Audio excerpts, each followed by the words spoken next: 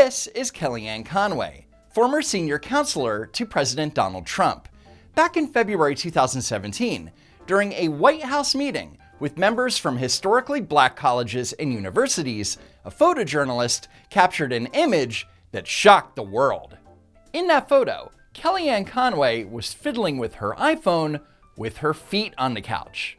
And it wasn't just any couch, it was a couch in the Oval Office. Kellyanne Conway kneels on Oval Office couch. Furor erupts. Oh my God! Photos of White House advisor Kellyanne Conway kneeling on an Oval Office couch with her shoes on have sparked an online debate about decorum in the executive mansion. So fake outrage and pearl clutching from users on social media was justification for writing a news article. Remember that for later in the video.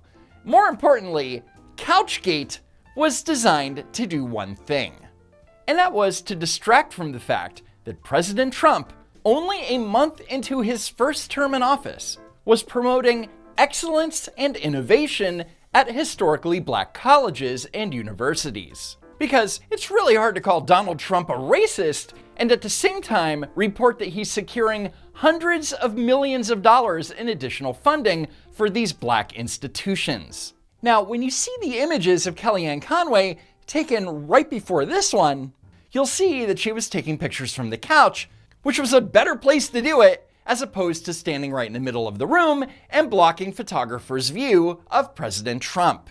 And if she did, I guarantee that they would have verbally assaulted her for standing in their way. So agree with it or not, at least she was doing it for a reason. Not that the media would admit it. The Associated Press wrote, some Twitter users were quick to highlight the photos as evidence of a lack of respect for the office from Conway and the Trump administration. And the New York Times wrote, Kellyanne Conway casually sits and etiquette arbiters take a stand. But whatever, that's all in the past. And now that Joe Biden and the Democrats are back in charge, decorum and dignity have finally returned to the executive mansion. Do you think it plays as a political liability? That's a great asset. More inflation. What a stupid son of a bitch. Hi, my name is Cooper, and this is a day in my life as a White House intern. We did a joke. Hey everyone, Vogue. The Secret Service found what's believed to be a bag of cocaine at the White House. Are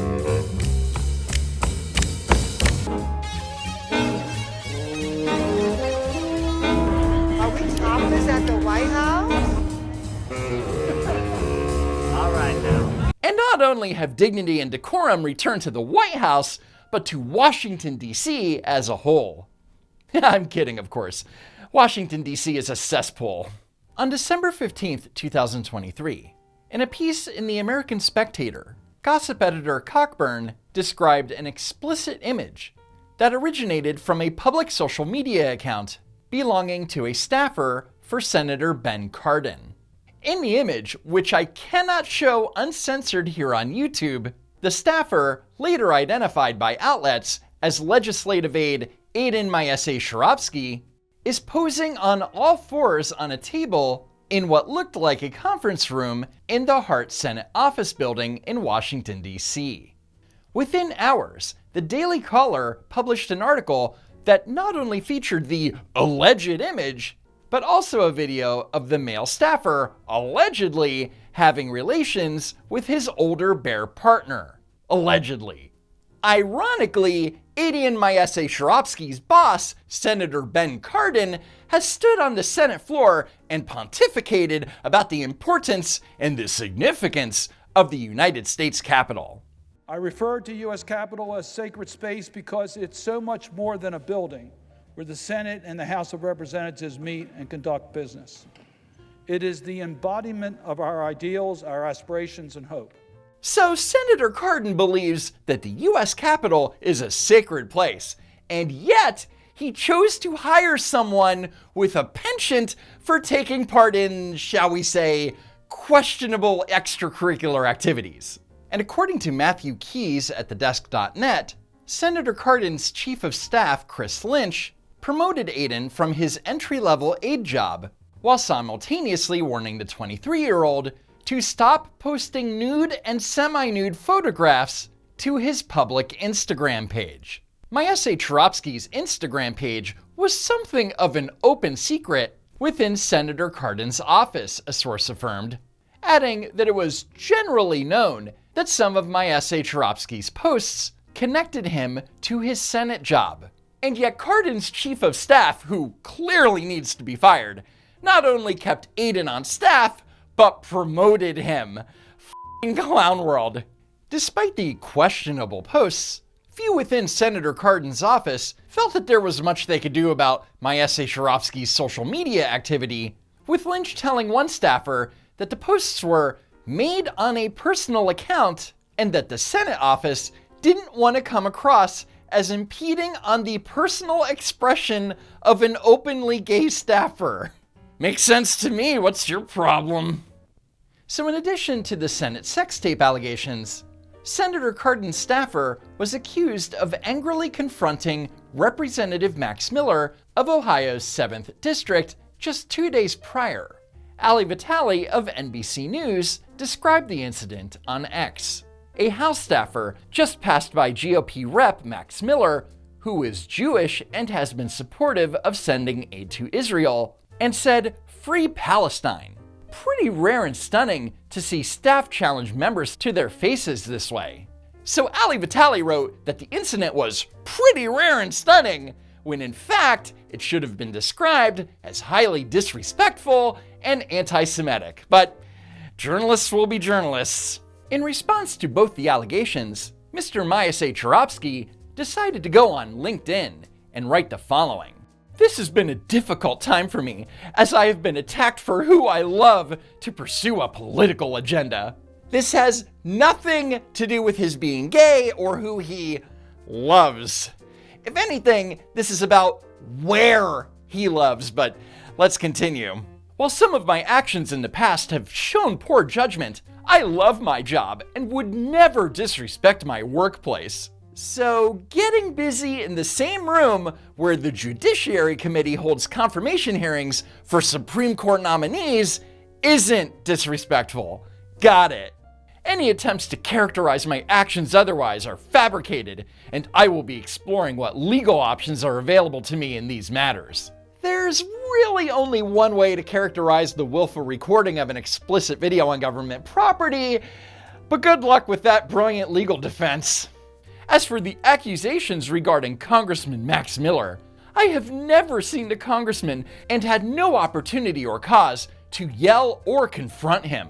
Gee, should we believe a United States congressman or the junior Senate staffer who posted naked pictures of himself on multiple social media accounts? I'm so torn. That's what he said. Anyway, Senator Cardin's office quickly released a statement. Aiden Maese Charovsky is no longer employed by the U.S. Senate. We will have no further comment on this personnel matter. It's come to my attention that you and your boyfriend have engaged in relations on a desk in the Senate building. Was that wrong? Should I have not done that? Now, most of the media outlets who enthusiastically covered Couchgate won't cover the senior staffer scandal, and the very few that did tried to blame the whole thing on conservatives. I wish I was kidding. Senate staffer alleged by conservative outlets to have had sex in a hearing room is no longer employed. Conservative news outlets alleged that the aide to Senator Ben Cardin appeared in a leaked video showing men having sex in a Senate hearing room. Oh, I see. The problem isn't that a Senate aide recorded himself getting railed in a Senate building. It's that the recording was leaked and reported on by conservative media. Also, what difference does it make that conservative news outlets reported on the incident? Well, it doesn't, because news is news.